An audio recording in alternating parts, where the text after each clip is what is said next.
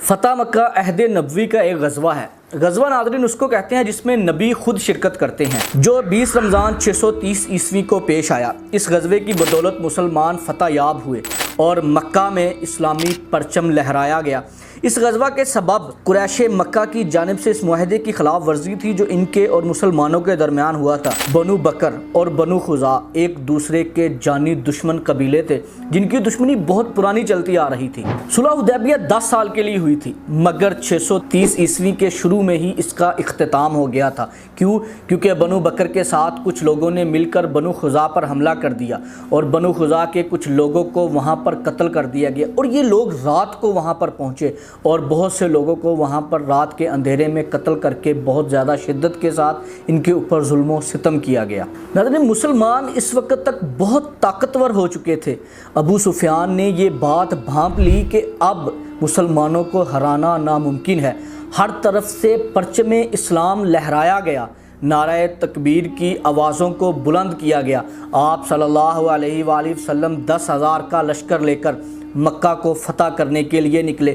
یہ وہی لمحہ تھا جب آپ صلی اللہ علیہ وسلم مکہ سے ایک شخص کے ساتھ نکلے تھے، لیکن ودن 3 ایئرز آپ دوبارہ لوٹے اور 10,000 کا لشکر لے کر آپ نے مکہ کو فتح کرنے کا ارادہ کیا۔ ابو سفیان نے بھانپ لیا تھا کہ اس وقت مسلمان بہت طاقتور ہو چکے ہیں، اس لیے اس نے صلح کو جاری رکھنے کی کوشش کے طور پر مدینہ کا دورہ کیا۔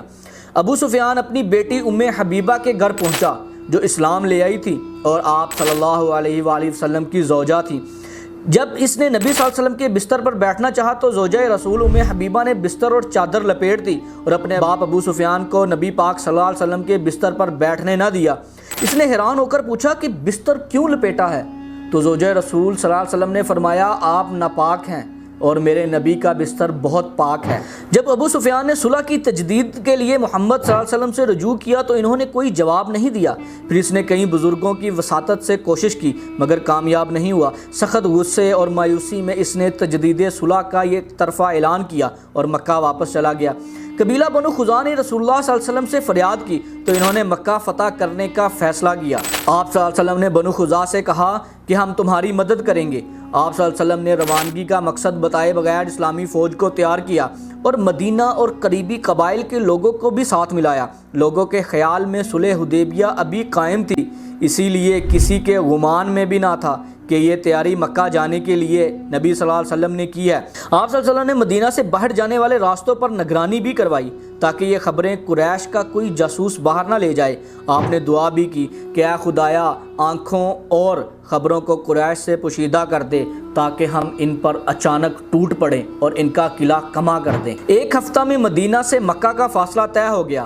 جنگ تو ہوئی نہیں۔ آپ صلی اللہ علیہ وسلم نے تاکید کی کہ لشکر کو بکھیر دیا جائے اور آگ جلائی جائے تاکہ قریش مکہ اس بات کو جان لیں کہ ہم ایک بہت بڑا لشکر لے کر آئے ہیں۔ بیسکلی آگ تو کھانے کے لیے جلائی گئی تھی کہ کھانا کھایا جائے گا اور کھانا پکایا جائے گا، لیکن وہ سمجھے کہ یہ آگ ہمارے لیے جلائی گئی ہے۔ اس کے بعد ابو سفیان حضرت محمد صلی اللہ علیہ وسلم کے چچا عباس کی پناہ میں امان پانے کے لیے لشکر اسلام کی طرف روانہ ہوا۔ کچھ مسلمانوں نے اسے مارنا چاہا مگر چونکہ عباس بن عبد المطلب نے پناہ دے رکھی تھی اس لیے باز آئے۔ رات کو قید میں رکھ کر صبح ابو سفیان کو آپ صلی اللہ علیہ وسلم کی خدمت میں پیش کیا گیا۔ آپ صلی اللہ علیہ وسلم نے ابو سفیان کو دیکھا تو فرمایا، کیا ابھی اس کا وقت نہیں آیا کہ تم یہ جان جاؤ کہ اللہ ایک ہے؟ اور اس نے اس بات کا اعتراف کیا اور اس نے کہا کہ ہماری اس مشکل وقت میں دوسرا کوئی خدا مدد کرنے نہیں آیا، لہٰذا اللہ ایک ہے۔ آپ نے فرمایا، تو کیا تم اس بات کا اقرار نہیں کرتے ہو کہ میں اللہ کی طرف سے بھیجا گیا نبی ہوں؟ تو اس نے آگے سے کہا کہ میں اس بات کا اعتراف نہیں کرتا ہوں۔ اس پر چچا عباس، آپ صلی اللہ علیہ وسلم کے چچا حضرت عباس کو بہت غصہ آیا۔ آپ نے فرمایا کہ ابو سفیان، تمہیں میں نے اس لیے پناہ دی تھی کہ تم میرے بھتیجے کے دین کو ایکسیپٹ کرو گے، لیکن تم نے ریجیکٹ کیا ہے۔ اور اس کے بعد عباس نے کہا، ابو سفیان اگر تو اسلام نہ لایا تو تمہاری جان کی کوئی ضمانت نہیں۔ اس پر ابو سفیان نے اسلام قبول کر لیا مگر آپ صلی اللہ علیہ وسلم نے اسے رہا نہ کیا بلکہ ایک جگہ رکھ کر مسلمانوں کے دستوں کو اس کے سامنے گزارا۔ وہ بہت مرعوب ہوا اور عباس بن عبد المطلب کو کہنے لگا، اے عباس، تمہارے بھتیجے نے تو زبردست سلطنت قائم کر لی ہے۔ عباس بن عبد المطلب نے فرمایا، اس کو سلطنت نہیں کہتے، اس کو نبوت کہتے ہیں، کیونکہ اس وقت تک تو چرچا پوری دنیا میں ہو چکا تھا۔ فتح مکہ 5واں سیزن تھا۔